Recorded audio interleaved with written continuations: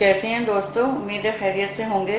एक बार फिर मेरे चैनल shahider.com पर आप सभी का वेलकम करती हूँ। आज मैं आप लोगों के लिए लाई हूँ बनाना बॉल्स की रेसिपी।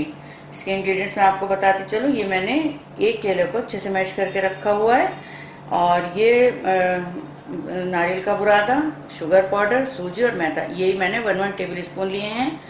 तो ये इसी के हिसाब से मैंने लिया। अगर आपको ज़्यादा बनाने हो तो फिर आप इंग्रेडिएंट्स भी बढ़ा दें।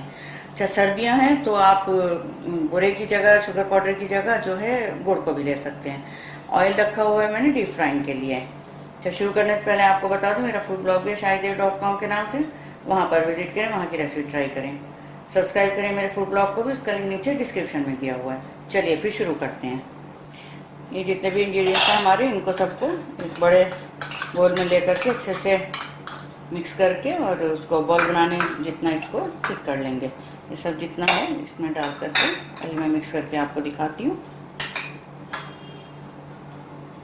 मैदा, शुगर पाउडर, सब चीज़ें इसमें चली गई हैं। इसको अच्छे से मिक्स कर लेंगे और फिर इसके बॉल्स बना लेंगे।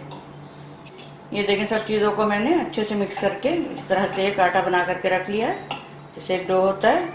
और अब करना ये है कि हाथों को थोड़ा ग्रीस करके ऑयल से इसके छोटे छोटे बॉल्स बना करके और इसमें डीप फ्राई करेंगे। लेकिन यह है कि इसको बहुत तेज आंच पे मत करिएगा, नहीं तो ये अंदर से कच्चे रह जाएंगे। अच्छा, यहाँ एक आपको और बात बताना चाहूँगी मैं कि अगर आपको लगे कि स्टिकी हो रहा है, ये सही से गूंद नहीं पाया, तो इसमें थोड़ा थोड़ा सा मैदा और सूजी और नारियल का पाउडर ये डाल लें। शक्कर ना डालें बिल्कुल भी, उससे और ये नहीं तो पतला हो जाएगा। बस इसको मैं इसमें बनाती जाऊंगी गोल्डन ब्राउन होने तक।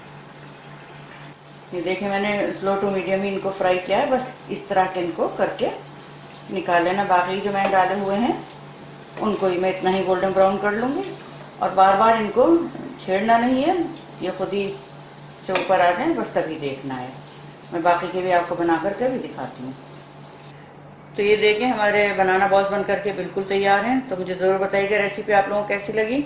आप लोगों के लाइक्स और कमेंट्स का मुझे इंतजार रहेगा। शेयर करें मेरी रेसिपी को, सब्सक्राइब करना बिल्कुल भी ना भूलें। मिलती हूँ जल्दी नई रेसिपी के साथ, तब तक अपना ख्याल रखें।